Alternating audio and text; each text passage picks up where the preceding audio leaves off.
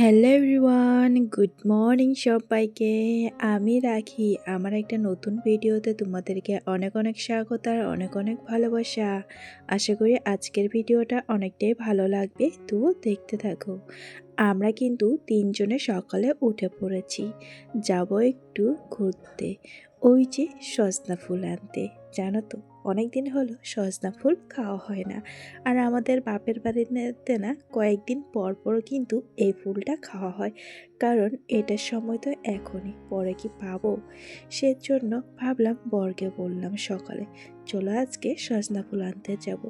বলা মাত্রই গাছ, আর এই বাড়িটাতে হয়তো লোকজন থাকে না, তাই কেউ হয়তো নেয় না, সবাই দেখি এই গাছ থেকে নিয়ে যায়। তো আমিও কিন্তু নিয়ে এসেছি। আমার মেয়ে কিন্তু ছোট থেকেই নিজে নিজে জল খাওয়া শিখে গেছে, আমাকে আর দৌড়ে দিতে হয় না। এসে আগে ওকে ব্রাশ করালাম, তারপর এখন ওকে খাওয়াতে বসে গেছি। আমি কিন্তু ওকে অত মোবাইল দেই না, কারণ খাওয়ার টাইমটা ও অনেকটাই দুষ্টুমি করে, মানে কোনো টাইমে দেই আর কোনো টাইমে না, ওকে মোবাইলটা দেই না। খাওয়া দাওয়াটা অনেকটাই কিন্তু ভালো। তো আজকে কিন্তু ওকে একটু বই নিয়ে বসাইছি, কারণ এখন থেকে যে অভ্যাসটা যদি না করি, পরে কিন্তু এই অভ্যাসটা কিন্তু থাকবে না। আর বই যেহেতু পড়ানো হয়ে গেছে, ওকে বললাম উঠাও বইটা। তো এই যে দেখতে পাচ্ছ, উঠিয়ে দিল কিন্তু বইটা আর কি। দাও। গুড ফিনিশ না? Good girl. তালি দাও, তালি দাও, তালি দাও। Thank you papa. বলো ওয়েলকাম। তো ওর তো ওইদিকে পড়াশোনা হয়ে গেছে, আমি এখন আমার কাজ করব, কারণ অনেকটাই বেলা হয়ে গেছে। সকালে একবার গুছিয়েছিলাম, তারপর মাম্মাম কিন্তু মানে সেরাবেরা করে দিয়েছে, তারপর আর কি আবার গুছাতে লেগে পড়েছি। কারণ ঘরটা যদি অপরিষ্কার দেখা যায় কেমন লাগে বলো, তাই আমি যত পারি গুছার চেষ্টা করি। তো এই যে আজকের মশারি উঠেনি, মশারির ভিতর থেকে বিছনার চাদরটা উঠিয়ে আবার পেরে নিলাম। আমার মায়ের দুষ্টুমি দেখতে পাচ্ছ, ওকে একটুখানি মানে ছেড়ে দিলেই হলো, তাহলে তো পুরো ঘর আবার আমাকে আবার রিপিট করে গুছাতে লাগে।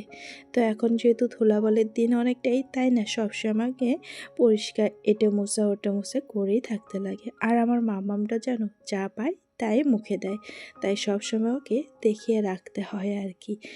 জানি না এটার কোন বা অভ্যাস হয়েছে, ছোট থেকে দেখতেছি ও যা পারে পট করে মুখে দিয়ে দেয়।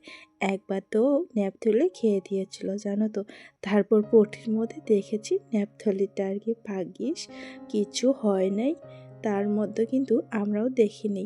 যখন পটি করেছে তখন না ন্যাপথলিটা বার হয়েছে, তখন বুঝতে পারছি। তো এই যে আলনাটাও গুছিয়ে নিলাম, অনেকদিন হলো আলনা গোছানো হয় না, মানে হয় না এটা ওটা করানো হয় না, তাই আলনাটা গুছিয়ে নিলাম।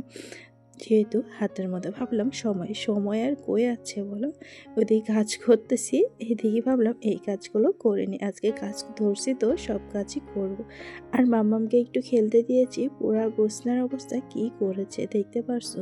আর বর যেহেতু দোকানে যাবে, ও না আজকে নিজেই চা করেছে, আমাকে বলতেছে খাওয়ার জন্য, আমার না এখনও সময় নেই, কারণ মাম্মাম গেছে দাদু হয়ে জায়গায়, যত তাড়াতাড়ি পারি কাজগুলো করে নিই। আর ও আসলে তো আমি আর কাজই করতে পারবো না, তাই পটাপট করে এই বিছানাটাও গুছিয়ে নিই। এই বিছানাটা যেহেতু থাকানো হয় না, তাই না অত একটা গুছানো হয় না, যখন আর কি মানে বেশি দেখে আজকে গুছাইতে লাগবে তখন আর কি গুছাই নিই আর কি। তো এই যে চাদরটা সুন্দর করে পেরে নিচ্ছি, আর জানলা খুলে না এত সুন্দর রৌদ্র আসে কি আর বলবো বলো, তাই আমি এই বিছানার মধ্যে না সবসময় পাটিটা বিছিয়ে রেখে দিই। তারপর মাম্মামকে তো এই বিছানায় উঠে খেলাধুলাও করে আর কি। ঘরটা সুন্দরভাবে ঝাড় দেওয়ার পর এখন এসে রান্নাঘরটা পরিষ্কার করতে, জানো তো ভাবলাম পরে ঘরটা মুছবো, আপাতত এই কাজগুলো করে নিই। এখন আর হাতের মধ্যে সময় নেই, কারণ রান্নাবাড়িও করতে হবে, আর মাম্মামকে তো খাওয়া দাওয়া বাকি আছে। সকালে একবার খাইয়ে দিয়েছি, আবার তো 10টার মধ্যে খাইয়ে তারপর স্নান করে ওকে আবার ঘুম পাড়াই দিই, কারণ না ঘুম পাড়ালে তার রান্নাবাড়ি করতে পারবো না বলো। এই যে এদিকে চা মুড়ি খেয়ে নিয়েছি, চা তো একদমই ঠান্ডা। ভাবলাম চা খাওয়ার পর সবজিটা পটাপট করে কেটে নিই, কারণ সবজিটা কাটানো হলে না রান্নাটাও পটাপট করে হয়ে যাবে। এদিকে সজনা ফুলটা কিন্তু বেশি একদম পরিষ্কার করে নিলাম, কারণ অনেকটাই ল্যাতরা ছিল সজনা ফুলের মধ্যে আর কি। তাই একটা একটা করে ভালো করে বেছে নিলাম। আর তোমরা বলো তো কে কে সজনা ফুলটা খাও? আমি তো অনেকটাই ভালোবাসি এই সজনা ফুল। তো যা যা রান্না করব সবকেই কিন্তু বসিয়ে দিয়েছি। আর সজনার ফুল করব চটচটির জন্য সর্ষে বেটে নিয়েছি, যেহেতু গ্রাইন্ডারের মধ্যে ভালো হবে না, তাই এই যে করে নিলাম। আর মুসুরির ডাল বানাবো আজকে টমাটম দিয়ে। তাই এই যে আমরা কিন্তু আবার ডালের মধ্যে রসুন সম্বার খাই, কারণ মুসুরির ডালটার মধ্যে তো রসুনটাই মেন আর কি। তারপর উপর দিয়ে টমাটমগুলো দিয়ে দিলাম। আজকে টমাটমটা দিতে ভুলে গেছিলাম আগে আর কি। আমি কিন্তু প্রথম টমেটো দিয়ে ডালটা করছি আর কি। আগে তো করেছি গাজর বাজার দিয়ে, এখন আবার আজকে টমেটো দিয়ে করে নিচ্ছি। এদিকে আবার ভাতটাও হয়ে গেছে। তারপর আজকের একটা ভিডিওর মধ্যে দেখেছি জানো তো, একটা দাদাভাই না আলু সোয়াবিনের তরকারি করেছিল, তাও আবার ওই যে প্রসঞ্জিৎ দাদাভাই আছে না, তারই ব্লগের মধ্যে দেখেছি। তারা নাকি মিস্ত্রিকে সোয়াবিন আলু রসা করে দিয়েছে। আমাকে দেখে এত খাইতে ইচ্ছা গেছে, তাই আমি আবার রান্না করে নিলাম।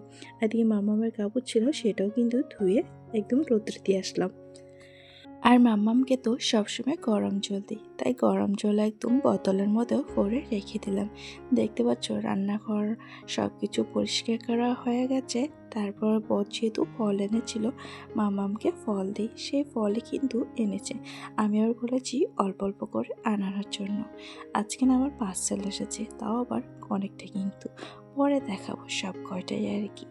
তো এই যে বরমশা বলতেছে এত পার্সেল এনেছো তুমি, ও কিন্তু এনে দিয়েছে, আমি আর কই বাবা বলো। এই যে বিকাল যেহেতু হয়ে গেছে, মাম্মামকে নিয়ে একটু বাইরে যাব, তাই ওকে একটু পরিষ্কার করে দিচ্ছি। তো আজকের মতন এই পর্যন্তই। কেমন লাগলো অবশ্যই জানাবেন। টাটা।